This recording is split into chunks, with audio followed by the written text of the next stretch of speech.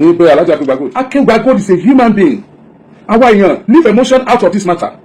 Alhaja Kaola is a human being. Remand Alhaja Kaola wọ́n gbọ́dọ̀ wá kí jímọ̀ lọ́jọ́ Friday níta wọ́n gbọ́dọ̀ kí jímọ̀. Àbí kò sí ìgbàkan láàrin wọn Kaola sọ̀rọ̀. Ìjà ló dé bá. Ó sì ń darí kúnnà àlejò jáde. Religion of peace indeed. Is this religion of peace? Is this? Is that? Islam remains religion of peace. And Islam does not compete with any religion. Our religion is superior. Follow your religion. Leave every other people's religion. Bẹ́ẹ̀ni kaba kó wẹ̀ lọ gbalẹ̀, ibi òwúrọ̀ kó lọ. Bẹ́ẹ̀ni kaba kó wẹ̀ lọ Saudi, ibi òwúrọ̀ kó lọ. Wọ́n kò kó fún lágbára sí bàbá àti ẹni kó wá kó fún. Tani Alhaja Kaola, Alhaja Kafilat Kaola, ọmọ bàbá wa Remand Alhaja nílẹ̀ Ìbàdàn. Tani Alhaji wa Akeugbagold, Alhaji wa Muhammadu Taofik Akeugbagold, ọmọ Akeugberu lọ́yọ̀ Aláàfin ojo pàṣẹ kẹrẹmọdé ọmọ Àtìbà ni wọ́n ti ń sọ fún lówó kó gbowó tí wọ́n ti ń sọ fún wọn fàkókò fàálẹ̀ àsìkò lè bá àdìjà kó lè bá àdá pọn fọmọ ọba aládé ó lè bá àríjẹ ńbẹ. Àwọn ni wọ́n gbìgbàdo ọ̀ràn sẹ́yìn kùlé ẹlẹ́yìn kùlé ọ̀gbọ́dọ̀ fàtú àgbàdo òsì gbọ́dọ̀ mọ́ dà kò gbọ́dọ̀ mọ́ yọmọ bẹ́ẹ̀ sì ni kò gbọ́dọ̀ jẹ́ ńbẹ. Ẹ̀yin yẹn wa sẹ́dá wọn méjèèjì ẹ má jẹ́ àṣe mistake rárá. Ẹ jẹ́ kọ́kọ́ àgbè pé èèyàn ni wọ́n, they are human being like us.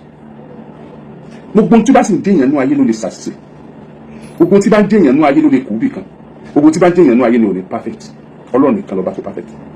Ibùn Ànábì Muhammad sallallahu alaihi wasallam àwọn àfáàfin wa wípé Ọlọ́run fúnra rẹ̀ ń ló transform ẹ̀ ń ló operate ẹ̀ tó kó ń tí ń jẹ́ ìjọmọnìyàn tó lè mú kọ́sẹ̀ tó kó wájú rẹ̀ kó tó di pé ó dà nàbì.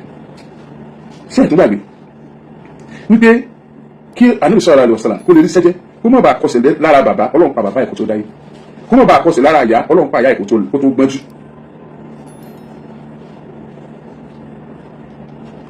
Èèyàn tẹ́ ẹ̀ respect kó wà bí áńgẹ́lì yóò mọ sẹ́yìn ní gbogbo ìgbà tí ọba ti di áńgẹ́lì ni. Sáńgẹ́lì ní Kaola ni, sáńgẹ́lì Akeugbagold ni, sáńgẹ́lì làwa ni. Ọlọ́run nìkan ló pé tán. Ẹ má máa treat àwọn ọ̀rọ̀ kan bí ọ̀rọ̀ ẹ̀sìn rárá. Ẹ má treat it bí ọ̀rọ̀ ẹ̀sìn because it was not started as a religion matter. It is their relationship. And their relationship is not that mo fẹ́ kéwú lọ́dọ̀ ẹ̀, wàá kọ́ mi kéwú, mo fẹ́ gba ìmọ̀ lọ́dọ̀ ẹ̀, mo fẹ́ kọ́ ẹ̀sìn lọ́dọ̀ ẹ̀. No! Akeugbagold is a human being. Àwa èèyàn leave emotion out of this matter. Alhaja Kaola is a human being. Leave emotion out of this matter. Ẹ jẹ́ káwọn méjèèjì ẹ jẹ́ kí wọ́n jọ ṣe jọ́jọ́ tí wọ́n bá jọ àgbègbè wọ́ọ̀wọ́ kò ṣiṣẹ́ mọ́ kán ṣe jọ́jọ́. And if you know you don't believe in Islam, stop waiting for a personal issue and put it on Islam and treat it as an Islamic issue. No. Gbogbo nǹkan ló ti yanjú nínú ẹ̀sìn tiwa ti Islam. Èyí tẹ̀ ń jáde religion of peace indeed. Is this religion of peace? Is this? Is that? Islam remains religion of peace. And Islam does not compete with any religion. And I don't think any religion is competing with Islam. Ní orí ibi tí Jesus Christ ń compete pẹ̀lú ẹ̀sìn kan gbà tó wà láyé. Mi ìdí ẹ̀rí ibi tí Ànábì sallallahu alaihi wasallam tó ti lọ compete pẹ̀lú ẹ̀sìn kan gbà tó wà láyé. Inú nígbà tí àwọn káfíìrì wá bá Ànábì Muhammad sallallahu alaihi wasallam pé tọ́ jáàjọ máa ṣẹ̀sìn rẹ̀ tá a bá jọ ṣẹ̀sìn rẹ̀ díẹ̀ ká tún jọ ṣe ẹ̀sìn tiwa náà. Ìgbà náà lọ́nà sọ àyà Al-Qur'an kúrúyà yóò alikafirun la abudu ma ta'budun wala ana abidu ma abadtum wala antum abiduna ma abdu lakum dinukum waliya din. Ẹ̀sìn tí kó máa jẹ́ ti ẹ̀sìn tiwa kó máa jẹ́ tiwa. Bí ìbá rí tí gbogbo ẹ̀ musa mọ̀ pé lakum dinukum waliya din. Ẹ̀sìn yín kó máa jẹ́ ti ẹ̀sìn wa kó máa jẹ́ tiwa. Tí ìbá rí rọ àwọn pọ̀ kí máa rán mú kí máa kálòlù kí lè pè bí Ọlọ́run ṣe dá lágbára tán sí pé tiwọn. Ẹ̀sìn mi sáà yé ni. Mo lè bá Kristẹni tó wọ́pọ̀ tí ní jàǹbá ẹ̀ tájọ jọ́ ìtájọ mọ́ ṣe dáadáa. Mo lè bá Mùsùlùmí tó wọ́pọ̀, mo lè bá ẹlẹ́sìn àbáláyé àbí tí ní púpọ̀, mo lè bọ́ Ṣàngó tó wọ́pọ̀, mo lè bọ́ Ológun tó wọ́pọ̀, mo lè bọ́ lọ́ya tó wọ́pọ̀, káàní ìjọsọ tó jẹ mẹ́sìn tí mo bá tẹ̀lé ìlànà ẹ̀sìn mi pẹ̀lú ìbádòwòpọ̀ ẹ̀sìn ni ó tún wù ni. Ṣùgbọ́n gbogbo àwọn táwọn ẹ̀sìn àwọn táwọn polongo ẹ̀sìn nínú ẹ̀sìn Islam nílùú inú wa o àti Islam àti Kìrìsìtẹ́nì àti ẹlẹ́sìn àbáláyé mélòó inú wa ló ń fi wà rẹ̀ polongo ẹ̀sìn irọ́ ni. Àmọ́ ka ìtàn gbésí ayé Ànábì sallallahu alaihi wasallam tó ń fúnra rẹ̀ sí dáadáa tó sacrifice so many things because of the religion. Bẹ́ẹ̀ pé ìgbé tó ké tó fi kú ìjọ mi òun gbogbo ìjọ mi tó ń bá lọ tán tó fi jáde láyé. Àwa máa fi tiẹ̀ bára wa sọ̀rọ̀. Ok, ẹjẹ́ ló wá Oriyomi bára wa sọ̀rọ̀. Ẹjẹ́ ló wá ẹnìkọ̀ọ̀kan nínú wa bára wa sọ̀rọ̀. Sálá sọ tán l'Ànábì. Sọ́ba àníjẹ́ l'Ànábì. Sóní jìbìtì l'Ànábì. Ṣé àpò ìmí ẹ̀sìn sílé ẹran l'Ànábì? Rárá, kì í ṣe. Táwọn ìlú wa bá yẹn tó wọ́pọ̀ tí yóò jàǹbá ẹ̀. Táwọn ìlú tó bá gbé àmọ́ náà sáwọn ìlú tó máa ń jàǹbá àmọ́ náà. ṣé wọ́n lè fa àyàbalẹ̀ lánàá lórí ìka bí wọ́n lè fa àyàbalẹ̀ lé lórí sáwọ̀ wájà àbá àmọ́ sáà ìjàmbá àbáyẹn tó pọ̀ ṣé wọ́n lè fọkàn balẹ̀ lé wa lórí ẹja bí wa.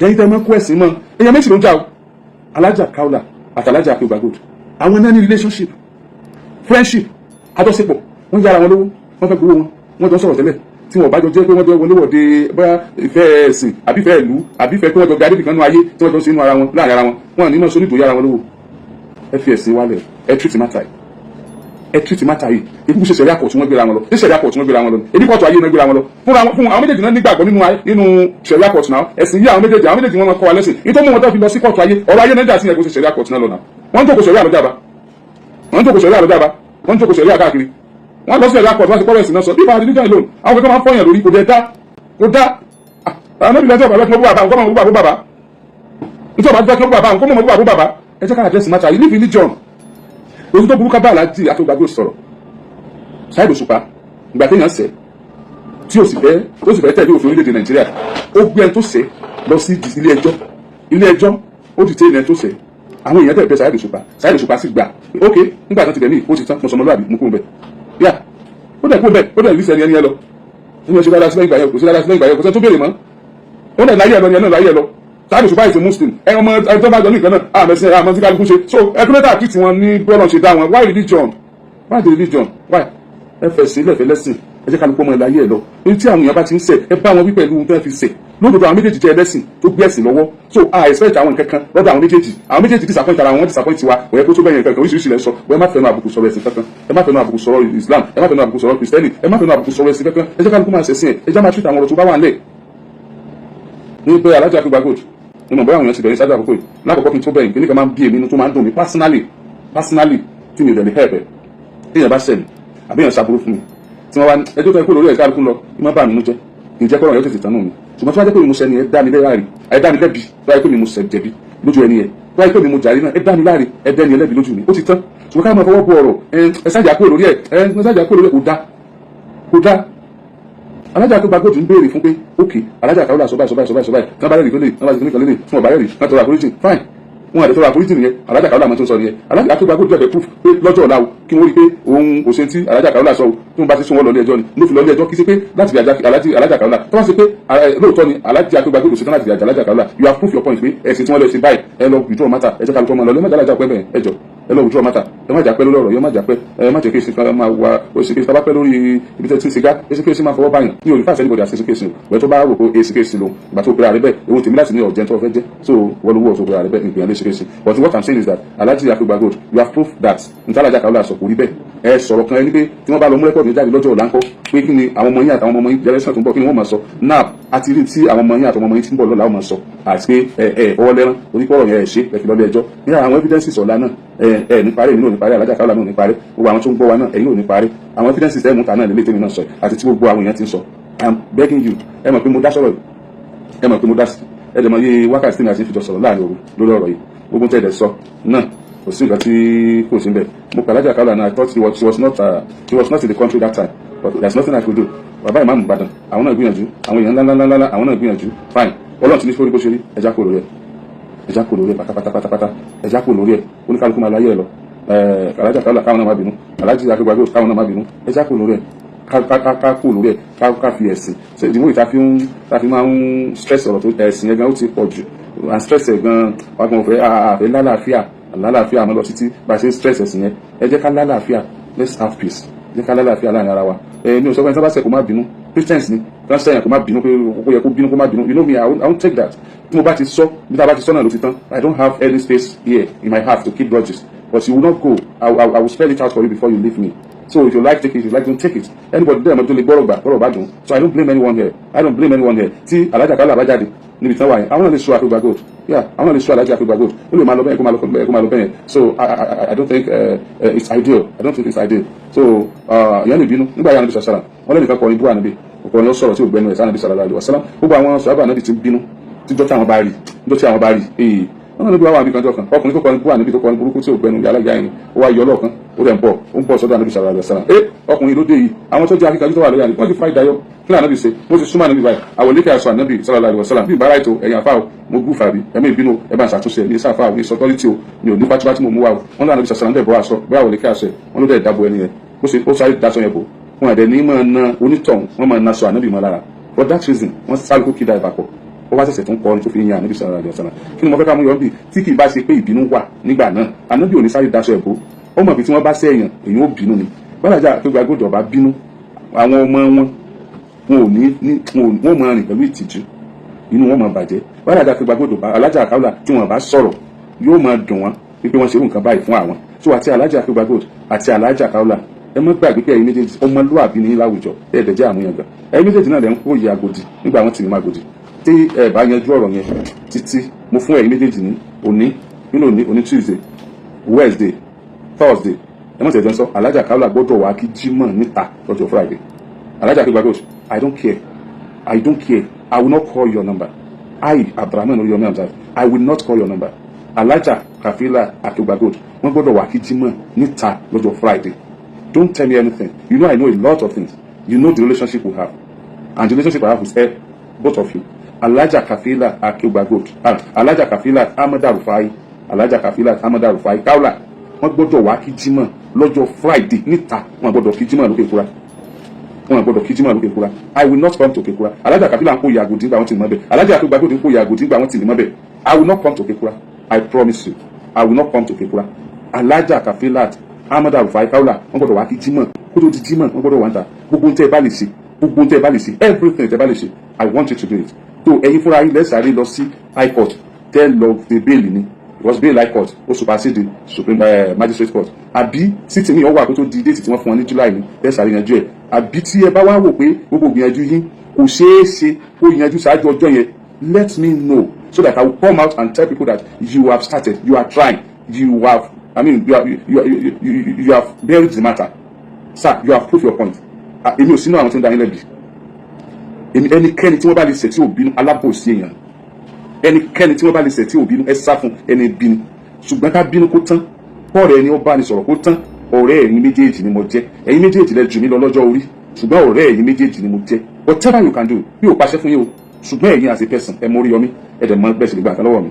Alhaja Kafilat wọ́n gbọ́dọ̀ kí Jímọ̀ níta tí wọn bá wá kí Jímọ̀ níta tọ́ àti pé nǹkan mi ò àtúntò máa sọ́là ní àti ìsìn ní bálàdì Akeugbagold ìjà ìlóhùn ẹ̀yin méjèèjì ni màá bá jà ìbànújà gidi ó ti tó gẹ́ Alhaji Akeugbagold ẹran ti pọ̀ yín ẹ̀sìn náà ti tẹ̀ wọ́n olùwàjọ lọ ẹran ti pọ̀ yín tẹ̀ wà báyìí ẹ̀sìn náà ti tẹ̀ wọ́n olùwàjọ lọ gbogbo ẹni tó bá bu yín pátá wàláhì ó ṣàbòsí gbogbo ẹni tó bá gba Alhaji Akeugbagold ọmọ PTP ẹ̀rẹ́ kó ṣe báwọn Alhaji ò sí dáadáa Alhaji ṣe kìnìkan wàláhì alábòsí wàláhì alábòsí gbogbo ẹni tó bú wọn wàláhì ẹ má ṣe bẹ́ẹ̀ o wàláhì gbogbo ẹni tó bá Akeugbagold wàláhì ẹ má bù ẹni tó bá Alhaja Kaola wàláhì ẹ má bù ẹ mọ̀ tí nígbà tí wọ́n jà làmọ́ ti bẹ̀ láàrin wọn nígbà wọn ò tí ì jà àmọ́ ti bẹ̀ láàrin wọn nígbà ọ̀rọ̀ wọn wọ̀ wọ́n lè ti jọ sọ̀rọ̀ nírí nígbà ọ̀rọ̀ wọn wọ̀ wọ́n lè ti jọ sọ̀rọ̀ lẹ́rí nígbà ọ̀rọ̀ wọn wọ̀ wọ́n lè ti jọ dọ̀wọ́ ẹ̀kẹ́ bóyá wọ́n rẹ́rìn wọ́n sọ̀rọ̀ rẹ́rìn nípa ọ̀rọ̀ ìrìn àti 12 million naira máa dúró ẹbí tọ́lá ni ẹbí mi bá gba 200,000 níbàdàn lónìí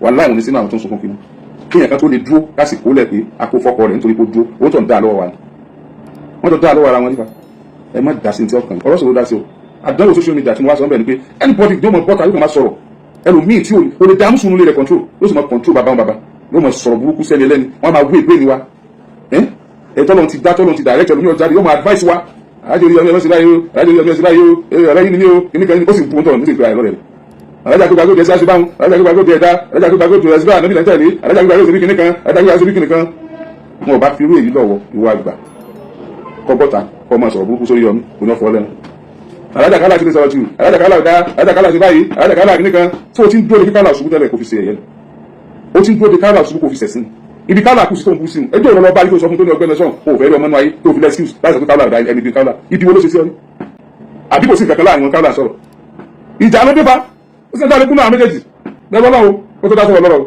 àdáwọ̀ social media àwọn tí ẹ̀ lérí lójú ayé báyìí kẹ́ ẹ dúró kí wọn tẹ́ ẹ dọ̀bálẹ̀ tẹ́ ẹ bá búbú tẹ́ ẹ pé bílẹ̀ ẹ bá tún ti sẹ́fẹ̀ wọnú ẹ̀ ẹ sì máa sọ̀rọ̀ burúkú sí wọn lórí social media anybody can just talk láti gbé fóònù wájú mo ṣe gbé wájú gbogbo tó wá balẹ̀ nínú ọmọ sọ unscripted word àwọn ọ̀rọ̀ tí ò bá làkàyè ń dẹ̀ mọ́ sọ ẹlòmíì iwájú jọ tí yóò dùn sí yóò mọ̀ ló ti mú tí yóò mọ̀ àdáìsì èèyàn gidi tó ní làkàyè ẹlòmíì gbogbo tí bá ń ṣe òun gẹ́gẹ́ tí bá jànú ayé ẹ̀ tí òjò ní làkàyè yóò sì mọ̀ fi bá àyẹ̀ gidi sọ̀rọ̀ ayé ìṣe àríwá ìgàn àtọ́wò social media nípa enough is enough mo sọ ọgọ́ta àwọn èèyàn méjì jà òun bú Islam ó mọ kálíbà àwọn èèyàn tó wà ní Islam ó ti bú àwọn èèyàn tí tó jẹ́ pé kò yẹ kó pilẹ̀ bú rárá èèyàn méjì jà òun bú Christianity ọmọ kálíbà àwọn èèyàn tó wà Christian ó tún bú gbogbo èèyàn tó yẹ kó bú láyé èèyàn méjì jà òun bú ẹlẹ́sìn àbáláyé kí ló wà ní Islam tó sì ẹlẹ́sìn àbáláyé àní professor ní Islam professor bẹ́ẹ̀ lẹ́sìn àbáláyé àní doctor ní Christianity doctor bẹ́ẹ̀ lẹ́sìn àbáláyé àní professionals nínú gbogbo ẹ̀sìn.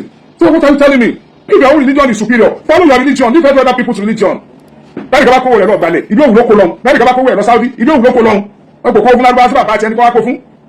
Let everybody follow his or her beliefs. Religion has to do with belief, and belief is not face, the belief is in. Kò tiẹ̀, o ò ní sense gan. How can you be altering someone else's belief? What is giving you problem about my belief? What is giving me problem about your belief? And that is why we are where we are today. That is why we are here. We don't need it. We don't need it at all. Doesn't worry. Ẹ̀sìn tó gbọ́dọ̀ mọ́ fún wa ìwọ tí kì í ṣe yẹn. O lè kí mo bá ẹ̀kú kọ́lọ́ mọ́ wẹ̀. O lè lọ chọ́ọ̀chì kó dèkúté chọ́ọ̀chì kọ́lọ́ mọ́ ẹ̀rù yẹn tí ẹ̀rù. Ìyẹn kẹ́kẹ́ ti mu tí ó ti ṣẹ̀ṣẹ̀ kú ṣe kó kàn wọ́n gbọ́dọ̀ gbọ́dọ̀ kó lọ́dẹ̀ máa bless ẹ̀. Wọ́n wò, what is this? The will of God is more complex than what we are saying. Leave any other religion. Jẹ́ ká lukú sẹ̀sìn ẹ̀. Ẹ bá báyìí wẹ́ bá wí ẹ̀fẹ̀ sílẹ̀. Àgùnlé ayọ̀, Ọlọ́run ṣàánú wa, Ọlọ́run gbàdúrà wa, ìyẹn ṣàfà, ìyẹn ṣe pastor, ìyẹn dẹ́ ṣe olúwo. I am a human being that believes so much in humanity. Whosoever you are, whatever beliefs you have, I am Abdurrahman Oriyomi Hamzat. I believe so much in humanity. Abi mi sílẹ̀ Yorùbá kí n tó jẹ́ ọmọ Yorùbá gan Ìbàdàn ni mo kọ́kọ́ jẹ́. Kí n tó jẹ́ Yorùbá mo jẹ́ Ìbàdàn. Nígbà tí Ìbàdàn belong sílẹ̀ Yorùbá ni mo jẹ́ Yorùbá. Tí Yorùbá ò bá belong sí Nàìjíríà mi ní jọmọ Nàìjíríà. Torí pé Nàìjíríà belong sí Africa ni mo fi jọmọ Africa. You got it? If you don't get it, forget about it.